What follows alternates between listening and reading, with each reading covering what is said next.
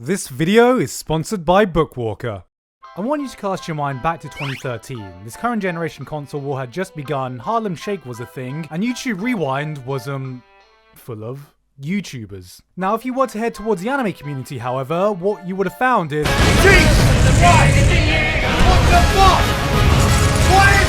this was the year Attack on Titan took over, and I don't just mean for the anime fandom. It blasted the shackles of the community to find a wider, vast mainstream appeal, which had never been done before for a single season, excuse me for a second, for a single season of anime. Conventions were flooded with people in a Survey Corps uniform, memes were absolutely inescapable on the internet, and somewhere in between all that, Attack on Titan also aired. I knew something was fucking weird when my co-workers in my office job at the time started offhandedly mentioning Attack on Titan in the same conversation as Game of Thrones. Mostly because people were saying, it's basically like Game of Thrones! For anyone who's gotten into anime more recently, it's kind of hard to convey how unprecedented a phenomenon this show was. There had never been such a meteoric rise in the history of the medium, and the only thing that's come close is the One Punchy Boy. Anime nowadays has become a much more accepted medium, and I honestly think Attack on Titan was what set the ball rolling for that. The franchise had the entire community in the palm of its hand, and all it had to do to continue that hype train was anything. And then it didn't. But after 4 years, it returned with Season 2 and has been going strong since then, with Attack on Titan Season 3 Part 2 Episode 12 Chapter 3 Arsenal Nil having just finished. I'm not going to pretend that the series isn't still immensely popular, but the hype is certainly just a fraction of what it was. Which is a shame, because with this latest season, the series has evolved and changed so much that as someone who was initially very lukewarm about the series, I think where it is right now, it's shaping up to be one of the greatest anime of the modern age. And I don't use those words lightly. What I'm trying to say is Attack on Titan is pretty great and has turned into something pretty great, and as the series goes on it gets even more great, so I just wanted to make a video about how great it was. Did I mention it was pretty great? Originally this was just going to be a short video talking about how good the new season is, then the more I worked on it, the more I realized I really couldn't do it justice without talking about the entire journey we took to get here, because every season is so vastly different from each other and yet builds on and adds to the overall experience. There will be spoilers in this video, but I won't be spoiling anything from the latest season because it's my long-winded way of saying you should drop everything because this latest season is absolutely worth it. So buckle up your seatbelts, put your phone on silent, take a break from your JoJo memes because it's gonna be a long one. Because as one of the few people who waited all these years without buckling in to read the manga, experiencing all this for the first time now, all I can say is I was right all along, you fuckers! It was worth it!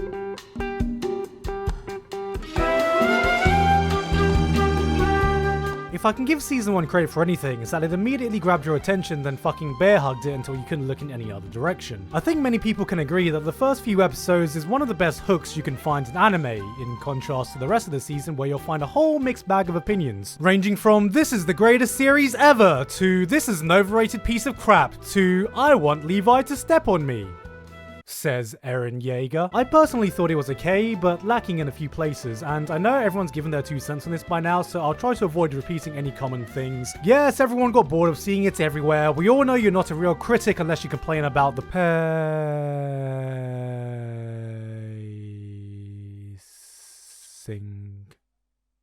of the series, and I really don't care if you're a special flower who thinks the second opening is better than the first.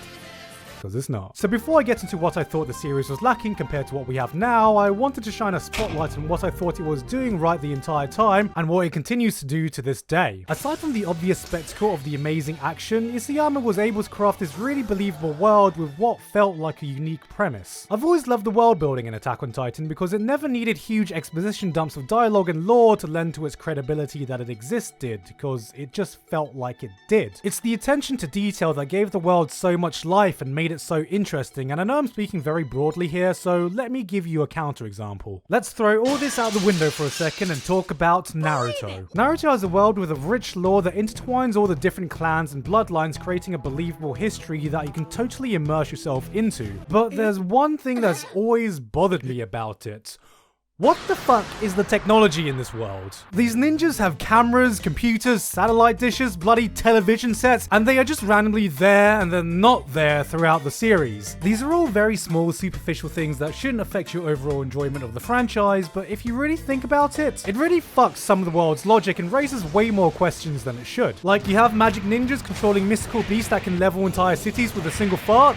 Cool. I can believe that, no problem. But having a whole room of meditating ninjas singing Kumbaya for chakra communication when wireless transmitters have clearly been used before? What? Radio waves and satellite dishes obviously exist, so why is important inventions like radar not a thing on the battlefield? Or why is technology not more widely used in warfare in general? And here you got Akatsuki using some high-level communication jutsu for what is basically a Google Hangouts. Christ guys, stop being so tryhard and just start a fucking Discord server. I'm not saying I want to see ninjas running around with fucking AirPods, but if you're gonna add some of these elements in your fictional world for some kind of aesthetic reason, while it doesn't matter in the grand scheme of things, and I'm sure some theory can explain it, it just doesn't feel organic. Now, this all may sound like nitpicking to you, cause it totally is, but the point I'm trying to get at is that in the world of Attack on Titan, everything just makes sense. From the social political structure, to the protocols for certain situations, to the wall having a religion, to the sophisticated mechanics of how the ODM gear works, every aspect of this world seems to have been intricately crafted from the ground up. The way it functions and develops seems like a logical product of the initial rules that it's set, and as the series goes on and more aspects get explored, you're like, oh shit, yeah, of course that's how things work. I didn't think about that until now. You can tell a lot of thought has been put into even the tiniest details, even if they don't explain everything. Like, I don't need a 5-minute explanation on how they have an invention to get horses up and over the walls, but it's there in the background and it's not exactly something you'd immediately think about, but yeah, of course they'd obviously need one. Sometimes it's the smallest details that can lend to the credibility of your world, and one thing that made Titan such a convincing threat was that it set up its rules, then adhered to them under real-world logic. If you don't have anywhere to grapple onto, you are fucked. If you run out of gas, you are fucked. If you sustain an injury from some random debris, shot a landing, or an ape throwing a fucking horse fastball at you, you are fucked, because of course you are. This isn't the usual anime logic where you have high school kids being flung through 5 walls of pure concrete, and then no one's even remotely surprised when they dig through 4 tons of rubble with only a single scratch, being like,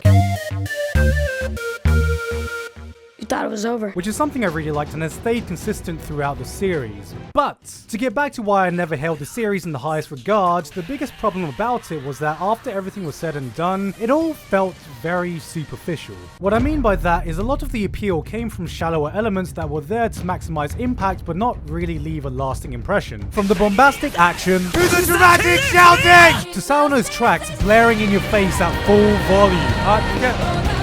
Turn it down a bit, please. I'm trying to make a point. There was always some kind of twist and turn to keep you watching, even if it relied on cheap shock factor, but it kept force feeding you something every episode, so you'd never get a chance to rest and reflect on it. Cheap thrills took priority over actually taking time to develop these characters, with the possible exception of Jean, Jean, whatever, meaning most of them were just recognizable for a single quirk or were one-note characters introduced for the purpose of being killed off. The developments contributed to constant shocking and hype moments, but once the initial adrenaline wears off, you'd realize there was not much else there. Like, oh my god, they killed the main character in episode 5! Just kidding, he's actually a Titan, it was a prank. It's just a prank, bro. Be sure to like and subscribe for more content! What I equate Season 1 to is a roller coaster ride, and I'm not talking about those danky pop-up coasters you find at your local carnival or whatever. I'm talking Nemesis Inferno at Thorpe Park, King Car at Six Flags, the fucking Attack on Titan ride in Fujiku, Japan. Wait a minute. It was a high-budget premium thrill ride, but it was a thrill ride nonetheless. Because of this, when the show ended, I undoubtedly had a great time watching it, but looking back, I had zero emotional attachment to it. And that's how it was for a long ass time. And then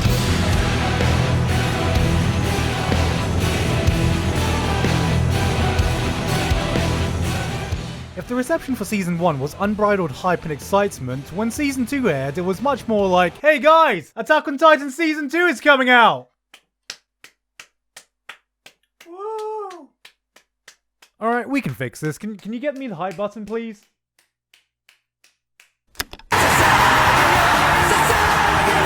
A lot of this can be attributed to the 4-year gap, but I think another big reason was that it was just vastly different in tone and pacing, causing a lot of people to feel a bit underwhelmed by it in comparison. Despite this, however, it may come to a shock to many of you that I actually preferred Attack on Titan Season 2 over Season 1.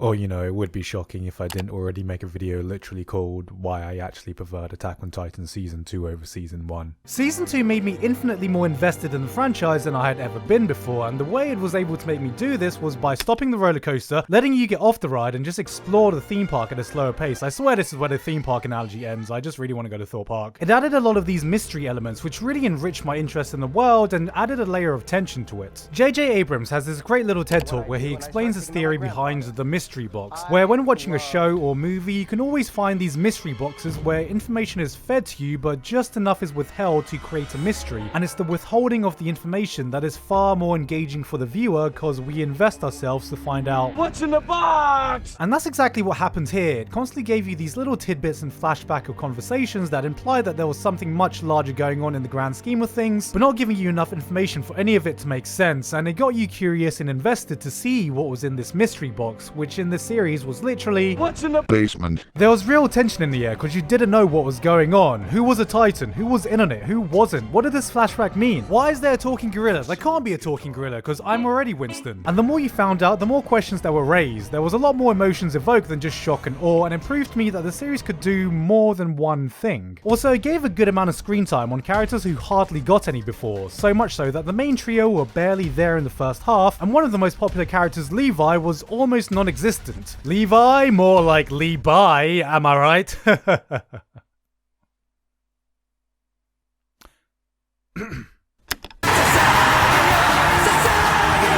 Season 2 managed to make you invest and care about these characters who you didn't even remember existed in Season 1. Like, I remember back when the first season was in the prime of its hype, I actually got spoiled about the reveal of who the Colossal and Armored Titan was, and my actual response back then was, "Oh, for fuck's sake, I can't believe the internet's done this again! This has ruined the entire fucking thing for me! God damn it, I'm so fucking pissed!" Wait, who? Berthold, Reiner, Ymir, and Krista all took the spotlight for a good portion of the season, and I ended up really liking all of them, which is incredible because going into this, all I remembered about them was, I'm pretty sure you had 2 lines before, you were a background character, I think, cheap waifu bait, I don't even think you were in Season 1. It's in taking time to establish these characters and building up the mystery of the world that I felt they were setting up a story with an actual foundation, rather than setting up the next big shocking moment. And that's honestly why I preferred this season. It felt less like a string of moments and more like a narrative that followed a set of characters with their own drives and motivations, with moments that organically resulted from it. Because there were still some great moments even if they came in a lower quantity. Now, while I can understand that as a standalone season, not everyone will agree that this slow methodical build-up was more entertaining than the action-packed thrill rides, I don't think anyone can argue about the results that this foundation paved the way for. まだかな。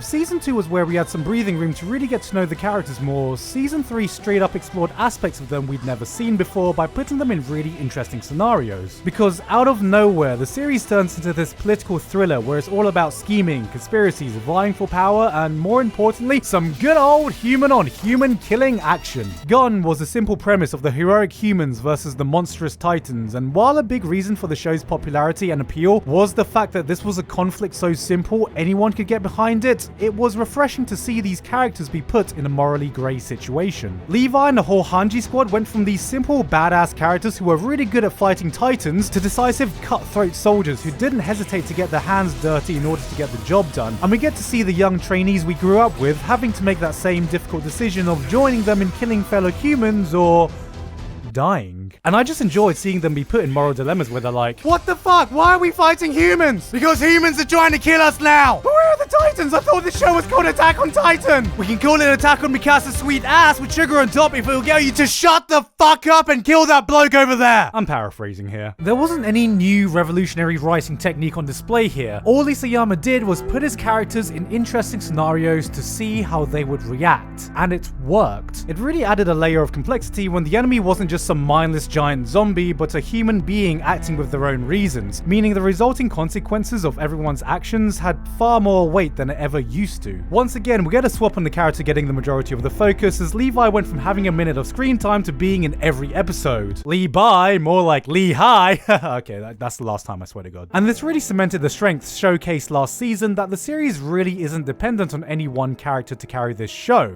because they all can. It doesn't matter if some characters had like 10 minutes of screen time before, the series is able to bring any character to the forefront and make them interesting. Also, the other thing this allowed the season to do was to have outstanding moments that didn't need to rely on action. In fact, the best scenes purely revolved around character decisions, like the phenomenal scene with Historia, aka the waifu formerly known as Krista. So all the scene basically revolves around is whether she should accept her heritage or reject it. Now, I'm not really an animated guy when watching anime. There could be this really hype scene, and in my head I'm like, yo, goddamn, this is hype as fuck, look at this shit! But on the outside I'm like,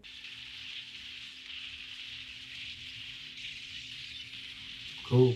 So I surprised even myself when the waifu formerly known as Krista smacks the vial out of the hand. I visibly leapt out of my seat and shouted, yes! You fucking go, girl! God, I fucking love this moment so much. And what I loved about it was that, like the rest of the season, Isayama presented a difficult character choice, and you genuinely did not know what they would choose, especially because what she chose to do was the harder choice. By doing this, not only does she have to reject her father and a more cushy life, but also her right to attain the power of essentially a Titan god, meaning humanity will now have to go down an unknown but far more challenging path. So it gives it so much more weight when she chooses not only to reject all that, but fucking do it by judo flipping her dick father, breaking his back, smacking Eren in the head and telling him to stop being such a bloody crybaby, landing the killing blow so the public will have faith in her as the new queen, and then just for good measure, having the balls to punch Levi all in a good day's work. And people say there's a legitimate argument of who is best girl in this show. You are my queen. Pure and simple, this is just great writing, and that was the point when I realized, holy crap,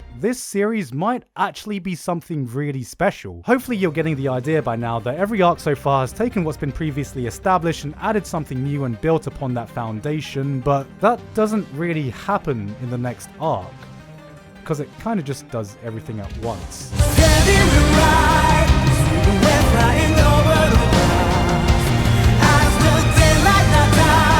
Remember when Attack on Titan was about Titans? Remember when it was about humanity taking back the walls? Remember when it was about getting to Eren's basement? Well, here you go. Are you happy now? Are you happy? Are you finally gonna shut the fuck up? Attack on Titan Season 3 Part 2, God, that name never rolls off the tongue no matter how many times I say it, is a combination of everything the series has built up. It's the action-packed rollercoaster of the first season with the weight of the second, the emotional complexity of the third, and holy fuck, is it an amazing sight to behold. You may not like it, but this is what peak Attack on Titan looks like. It's like the series is going through a greatest hits compilation of everything it was able to achieve, where the final product is even better than all the individual elements it added. You've still got the amazingly directed action sequences, the epic reveal of the world and the mystery it's built up, really difficult character decisions, consequence to every action, and all this equates to an experience you can rarely find in anime.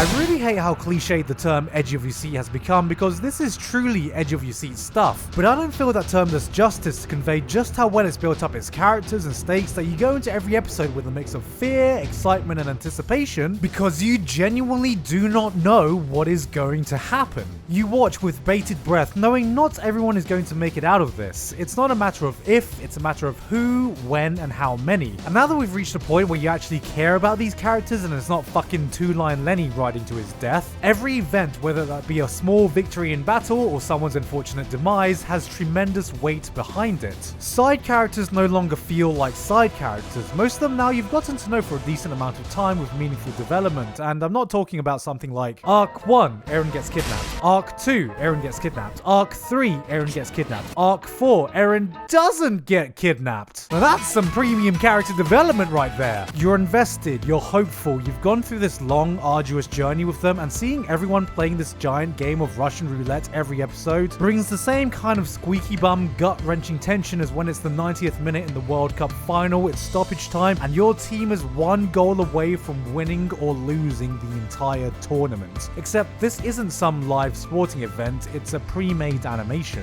It brings an emotional weight that has never been reached before by this show and is rarely reached by any show. And none of this would have been possible without the way it's constantly evolved and built up upon itself. Essentially, the series itself went on this 26 episode hyperbolic time chamber training arc, put the plot on hold, leveled up every aspect to continue its journey stronger than ever. So now I hope you understand why I've needed to spend 19 minutes of your time going through every season explaining what all the individual seasons have done, and that's because where we are at right now would not be possible without the combined effort of every season. And now that we're at this point, looking back at season 1, there were a lot of elements I wasn't too fond of back then that now I'm glad they did. I'm glad people can change into Titans. I'm glad they didn't just take the wall back straight away. I'm glad they took the time to introduce a female Titan and this mysterious external entity who wants to destroy humanity. I'm glad it didn't just stay on that simple roller coaster and stick to humans versus mindless Titans, because now the story is far more intricate and diverse than anything I had predicted when I first started watching it. After this latest reveal of what's in the basement and the secrets of the world have been unpacked, once again the show has evolved into something entirely new. It doesn't even feel like the same show anymore, and I mean that in a good way. It's resulted in a far more interesting world with a richer history than I ever thought it was going to be, while still sticking to the same themes presented in episode 1. And through me realizing this, I've just come to appreciate how rare an enigma this show has become, because it's one that has been fully able to realize its potential till the very end. How many of you have had an anime you like, so you go off to read the source material only to find that the anime barely scratched the surface and the source material reaches heights you can only dream of seeing in the anime? Well, Attack on Titan is that one in a million adaptation. Not just a really good short, hard-hitting series that said its piece and ended, but a full epic that we've gone on this long ride with and has been able to hit its final form with no compromise. In the process of making this video, Season 4 was announced, which is going to be the final season. We are going to see a conclusion to this story, and if word of mouth of every manga reader I've talked to is true, things are going to get even better, which, considering how things have been set up now, I absolutely believe. So here I am now in 2019, unironically telling you that you should watch Attack on Titan, whether you're a new fan, an old one, or even someone who wasn't too hot on season 1. Because when I say I like Attack on Titan, a lot of people still associate it with that one-dimensional rollercoaster season 1 was. And it's just so much more than that now. Believe the hype. Believe the anticipation. Forget what I said about the death of classic anime, because when this ends, if by some miracle it is able to continue to get the same amazing treatment this adaptation has received thus far, this could very much be the anime that defines this generation.